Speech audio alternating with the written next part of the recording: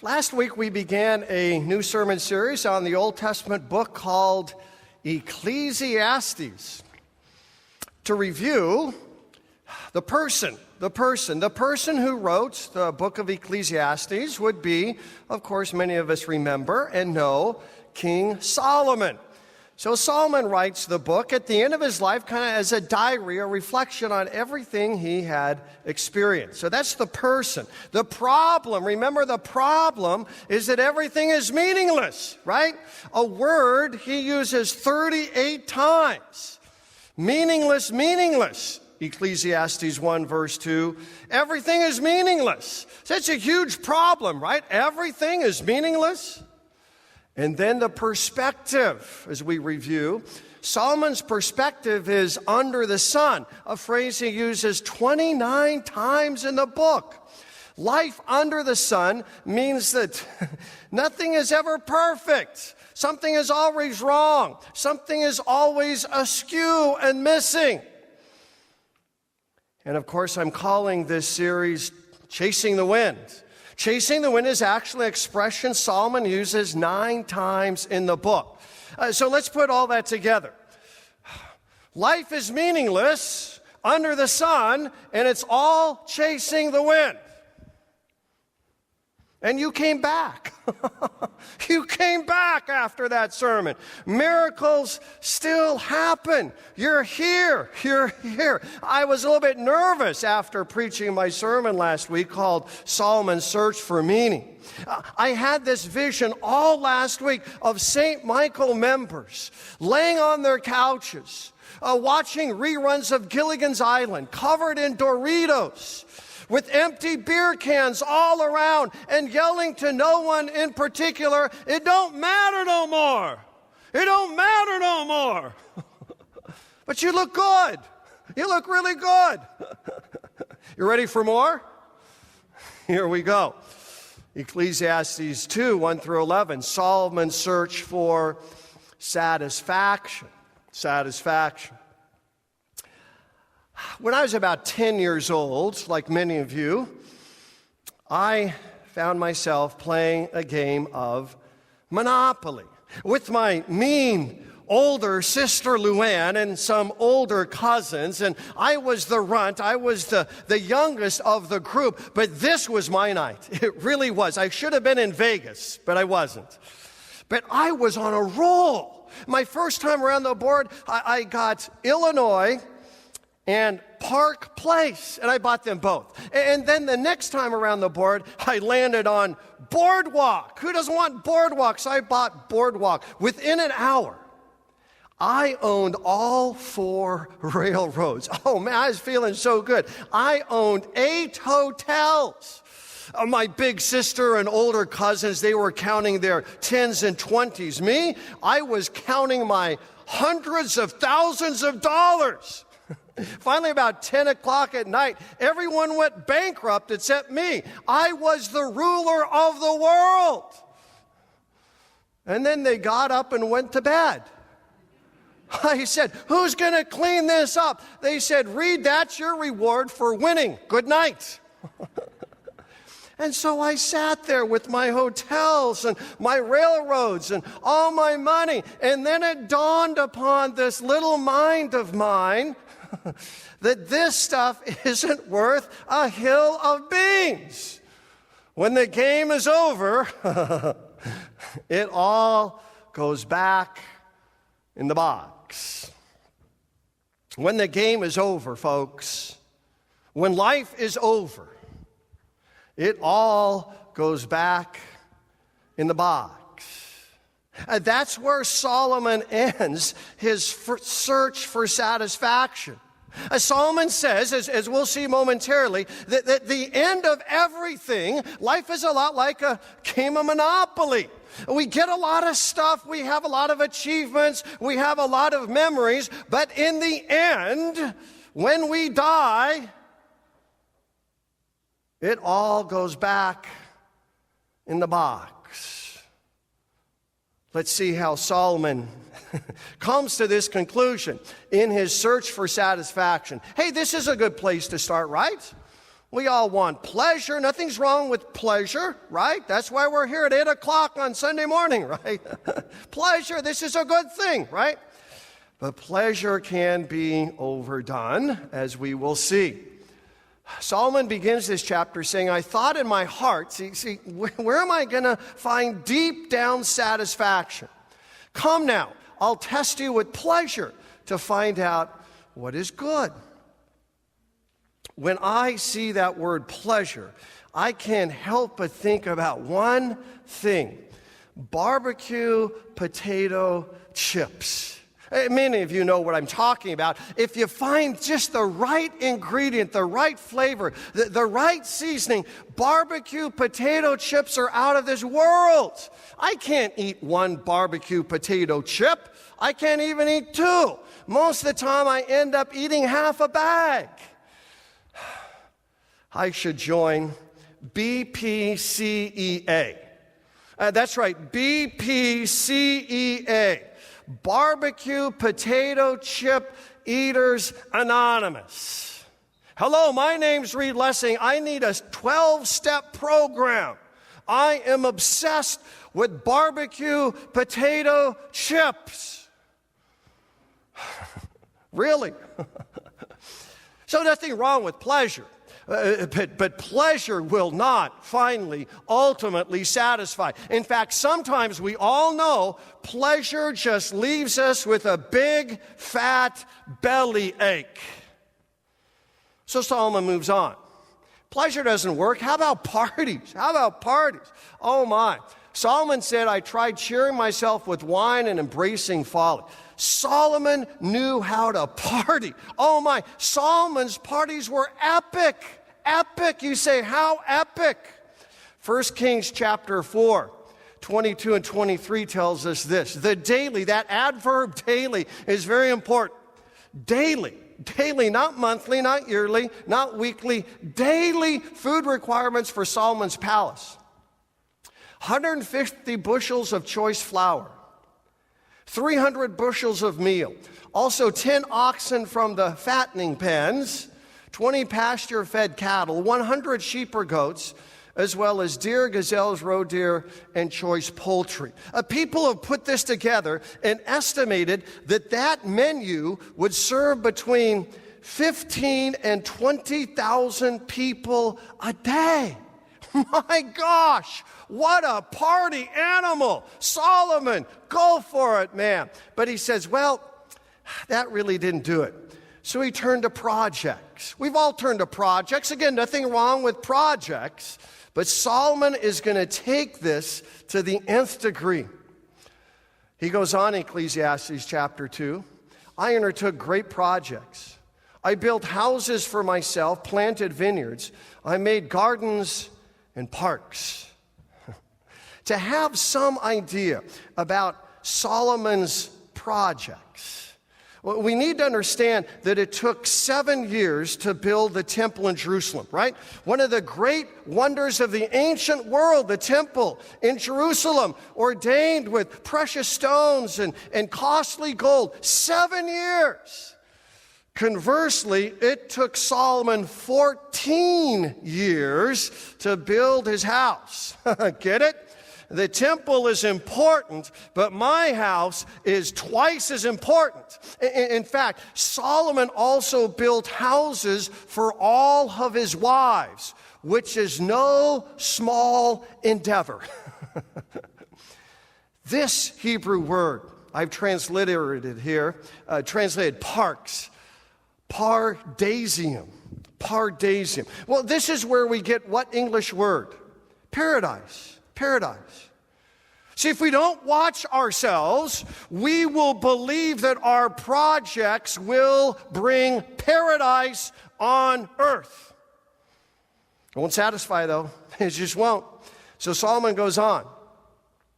He talks about possessions. So we go from pleasure to parties to projects, now possessions. Possessions. And this is what he says. I bought male and female slaves. I also own more herds and flocks than anyone in Jerusalem before me. I amassed silver and gold. I acquired men and women singers and a harem as well. Wow. Wow. Move over the Donald, right? Wow. I mean, this guy out-Donalds Donald Trump. Think about it. In 1 Kings chapter 5, verse 13, we're told that Solomon had 183,000 manservants and maidservants. That's quite a payroll, 183,000. In 1 Kings 10, verse 27, we're told that Solomon had so much gold that silver was worthless. And in 1 Kings 11, verse 3, we're told that Solomon had a harem. Oh my, talk about a harem, right?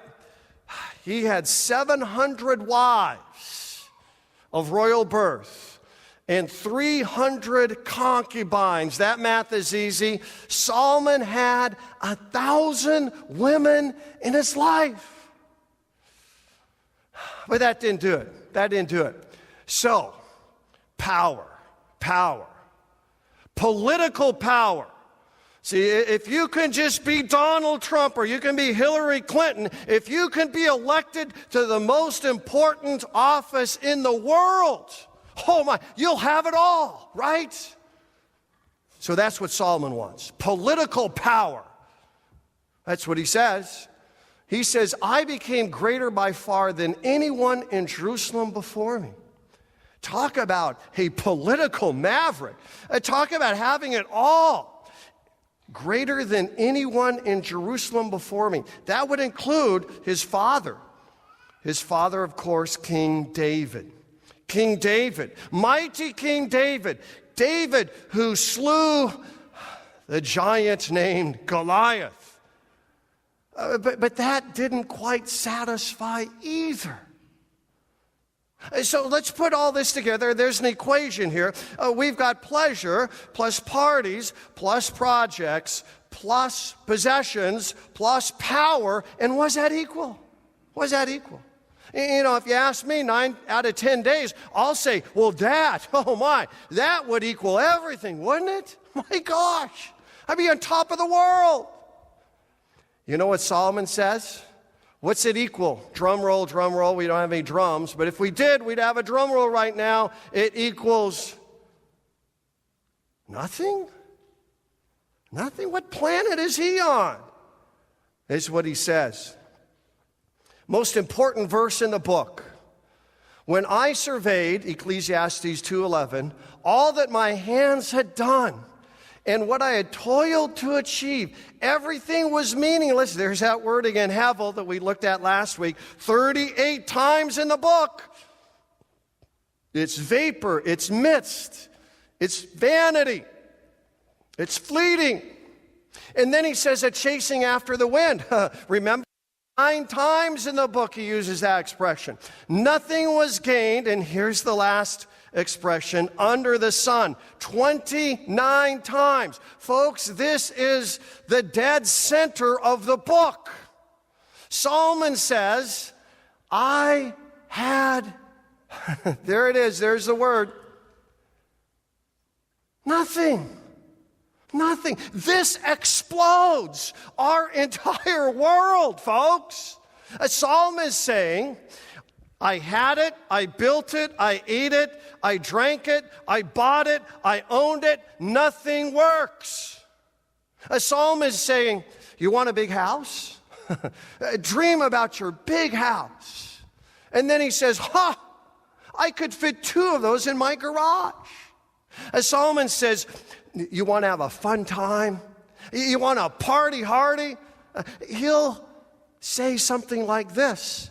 That will become so boring, so predictable. Solomon says, you want it all? You're scratching, you're clawing, you're coveting, you're longing. You want it all? Solomon says, I've got it all.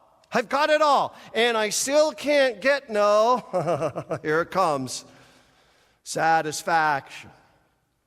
Kind of reminds me of who?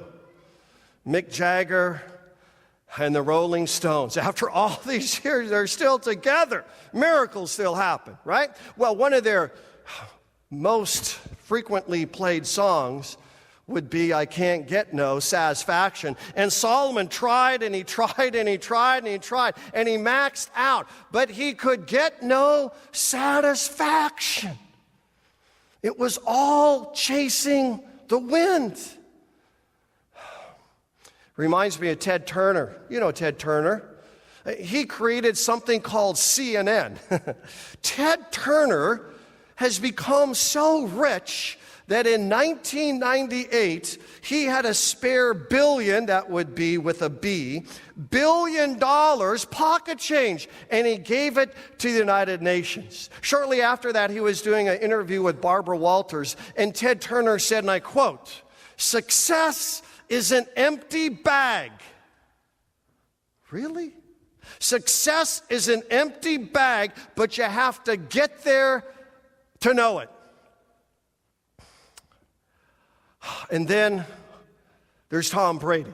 Tom Brady. Now, I need to preface this part on Tom Brady with this statement. It pains me to say this, but Tom Brady is actually one of the best quarterbacks ever. I know it hurts. It hurts to say that, but he really is. Tom Brady certainly will be satisfied, right? I mean, imagine being Tom Brady, right? 3-time Super Bowl winner. People say that Tom Brady's wife is one of the most beautiful women on the planet. Tom Brady's got it all, right? And right after he won his 3rd Super Bowl, you know what he said? Quote, "God, is this all there is? There's got to be more than this." Really? Tom Brady and his wife, they've got all the looks, they've got all the wealth, they've got all the fame, but they still can't get no satisfaction. Oh, what's the point here? You can have a full refrigerator, a full closet, a full house, a full garage, a full resume, a full education, a full mind, and still be absolutely empty. Why is that? In Ecclesiastes 2, 1 through 11, Solomon refers to himself. Now, this is an amazing number, 47 times in just 11 verses. Everybody with me here? 47 times in the original Hebrew. Trust me, I counted it up. 47 times Solomon refers to himself. How many times does Solomon refer to God?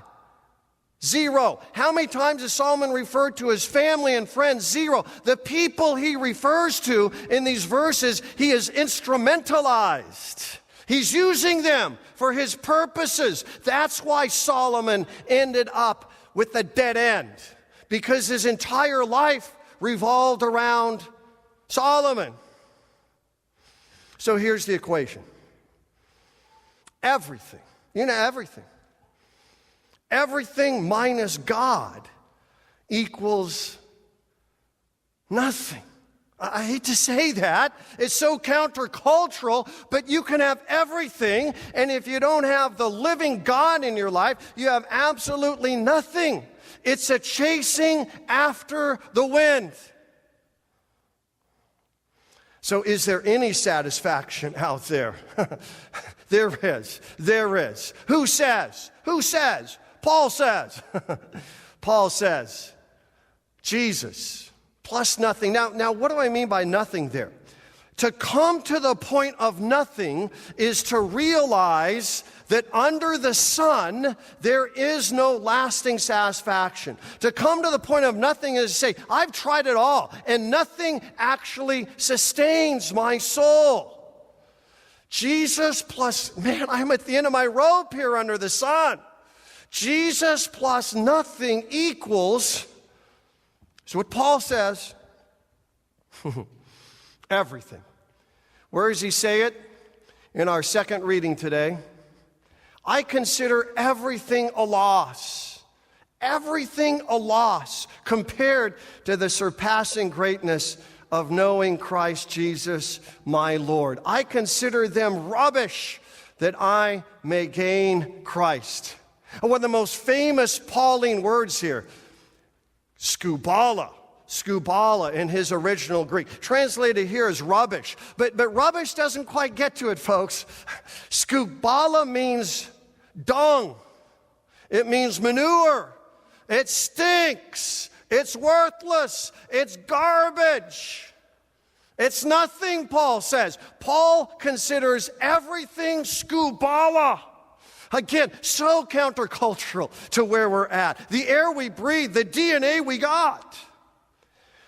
Paul says, in the end, pleasure, parties, projects, possessions, power really don't amount to a hill of beans. Because remember, when the game's over, I hate to remind you, I hate to remind myself, but when the game is over, it all goes back in the box.